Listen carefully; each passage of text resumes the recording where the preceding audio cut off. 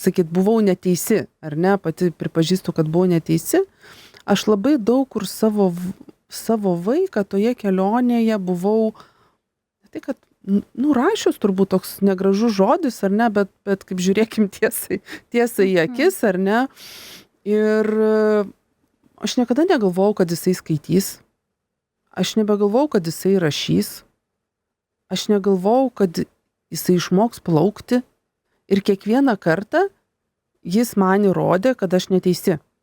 Ir man tas buvo toks, ten iš serijos mokytoja pasako, bet jis jau skaito, sako, jis, ta prasme, tikrai, sakau. Ir tai tie dalykai, žmonės sako, koks šitas kažkoks slaptas metodas, ar ne, jūs čia kažką čia labai stebuklingo darėt ir nesakot kitiem. Ne, tai yra tiesiog, sakyčiau, to mamom pasitikėkit, nenurašykit vaiko ir pasitikėkit procesu.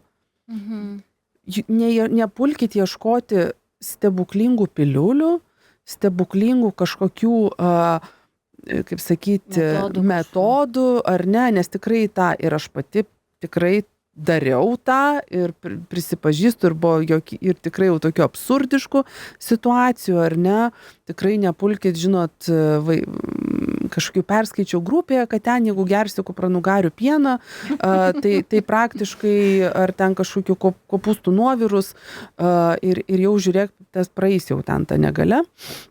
Tai siūlyčiau turėti kantrybės, nepulti ieškoti, ypatingai mesti būna, šeimos butus užstato, kad nuvažiuoti kažkokią kitą šalį, ten kažkokią padaryti rizikingą procedūrą atlikti, ten kamieninių ląstelių persodinimai ir visa kita, bet iš tikrųjų nusiteikti, kad tai nebus sprintas, tai bus maratonas, pasitikėti procesu, pasitikėti specialistais, ar ne, tie rezultatai reikalauja laiko.